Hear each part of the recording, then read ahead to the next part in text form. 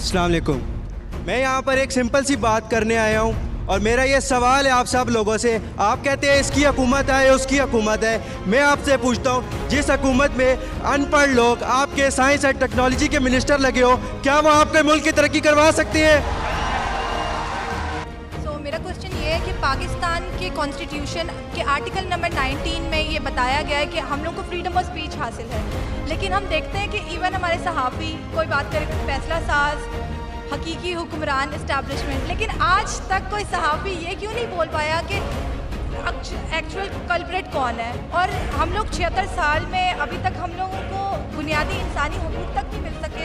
21 अक्टूबर है, थोड़ा सा बायस लगेगा, लेकिन ये बात like as a media student मैंने आपसे पूछी थी कि हम देखते हैं कि जैसे नवाज शरीफ आए, उन्होंने लिखा 4 साल बाद जुनावती काट लाए, तो आपके मुताबिक ये सही है या गलत है?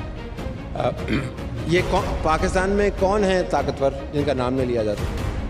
ये तो सबको ही पता है, और जो बोला जुमला वही बोला है, जुमला वही बोला है कि सबको पता है। तो भाई हम भी यही कहते हैं ना जो आप कहते हैं, तो एतराज़ किस चीज़ का? ये है कि नाम लिया जाता है। हमने बाजवा का नाम लिया है, हमने मुशर्रफ का नाम लिया है, हमने ज़िया का नाम लिया है, हमने इस्टेब्लिशमेंट का नाम लिया है, हमने नाम लिया है उन फौजी एहलकारों का जिन्होंने सियासत के अंदर हिस्सा लिया है। आपने कभी नाम लिया है? सर हम तो अगर हम लोग को प्लेटफॉर्म मिलेगा तो हम ज़रूर बोलेंगे। ये क्या है? किचन तो नहीं है, प्लेटफॉर्म है ना ये। ले नाम मैं ज़रूर नहीं करूँ। I understand what you saying. Ethics देखें, जब बिल क्लिंटन के ख़िलाफ़ मुकदमा चल रहा था तो उसके ऊपर इल्ज़ामात की भरमार थी। उसके पार्टी के नुमाइंदगान का ये मानना था कि जब तक वो हतमी तौर पर उसका फ़ैसला नहीं हो जाता तो उसके पॉलिटिकल राइट्स बरकरार हैं। तो ये ग्रे एरिया है जजमेंट का। अगर आप उसको कहते हैं कि जिला वतनी काट के आया, तो साथ ये भी बताइए कि वो एक केस के अंदर कॉन्विक्ट है, तो I would be happy with that. लेकिन अगर वो नहीं बता रहे तो फिर आप डंडी मारो।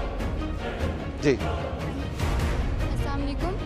Being a part of youth, मैं ये मानती हूँ कि हम लोगों को जॉब की अपॉर्चुनिटीज़ दी जाती हैं, लेकिन उन जॉब्स के लार्ज स्केल पे हमारे पास इंटरव्यूज़ भी होते हैं, लेकिन जब उन इंटरव्यूज़ का रिज़ल्ट आता है तो वो सिफारिश की बेस पर क्यों होता है?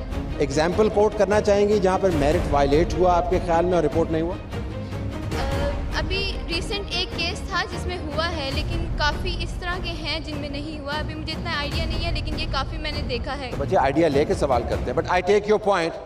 अमूमन जॉब्स एडवर्टाइज होने से पहले ही ले ली जाती हैं और एडवर्टीजमेंट्स जो है ना वो एक खाना पूरी होती है। लेकिन अगर आपके पास कोई ऐसा मामला है, मुद्दा सामने आया, तो आई वुड से कि उस इदारे से मुतल्लक जो मैकेनिज़म्स हैं उनको इस्तेमाल करें।